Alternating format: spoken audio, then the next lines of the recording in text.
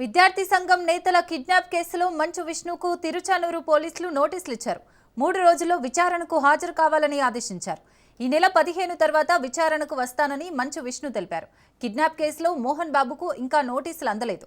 ఈ కేసులో ఇప్పటికే పీఆర్ఓ సతీష్ సహా 13 మంది నిందితులను పోలీసులు అరెస్ట్ చేశారు.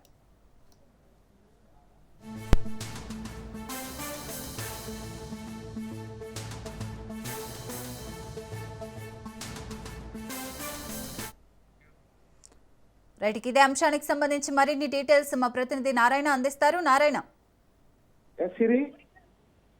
తిరుపతి జిల్లా రంగంపేట సమీపంలోని మోహన్ బాబు యూనివర్సిటీలో అక్రమ ఫీజులు వసూలు చేస్తున్నారన్న కారణం పైన జిల్లా కలెక్టర్ కి ఫిర్యాదు చేయడానికి వెళ్లిన విద్యార్థి సంఘ నేతలను కిడ్నాప్ చేసిన నేపథ్యంలోనే ఆ యొక్క కిడ్నాప్ గురైన విద్యార్థి సంఘాలు మోహన్ బాబు యూనివర్సిటీకి సంబంధించి పిఆర్ఓ సతీష్ పైన, అదేవిధంగా మోహన్ బాబు విష్ణు పైన కూడా కేసులు నమోదయ్యాయి తిరుచానూరు పోలీస్ స్టేషన్ పరిధిలో. దీనికి సంబంధించి A1 గా పిఆర్ఓ సతీష్, అదేగా A2 గా మోహన్ బాబు, అదేవిధంగా A3 గా విష్ణు బాబు పేర్లు కూడా పెట్టడం జరిగింది. ఈ క్రమంలోనే ఆ యొక్క కేసుకు సంబంధించి ఈ రోజు అంటే విష్ణు బాబుకి కూడా ఈ రోజు నోటీసులు సర్వ్ చేయడం జరిగింది తిరుచానూరు పోలీస్ స్టేషన్ పరిధిలోని పోలీసులు. అదేవిధంగా అతను విచారణకు కూడా హాజరు కావాలని చెప్పి 3 రోజుల గడువు కూడా విధించడం జరిగింది. అయితే ఇతర కారణాల వల్ల తాను ఈ నెల 15వ తేదీ తర్వాత విచారణకు హాజరవుతానని చెప్పి కూడా పోలీసులకు చెప్పడం జరిగింది.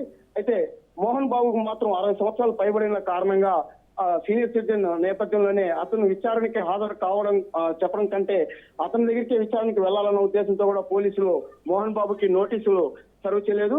అయితే ఈ క్రమంలోనే విష్ణువును కూడా హాజరు కావాలని చెప్పి కూడా తిరుచానూరు పోలీసులు చెప్పడం జరిగింది. పెద్ద ఎత్తున విద్యార్థి సంఘాలు కూడా ఆ యొక్క ఏదైతే అధిక ఫీజులు వసూలు చేస్తున్న మోహన్ బాబు యూనివర్సిటీ పైన కూడా చర్యలు తీసుకోవాలని డిమాండ్ వినిపిస్తున్న నేపథ్యంలోనే ఈ కేసు కూడా కొంత తీవ్రత చోటు చేసుకుని ఈ క్రమంలోనే ఆయన కూడా కేసులు నమోదు చేయడం, వారికి నోటీసులు కూడా సర్వ్ చేయడం జరిగింది.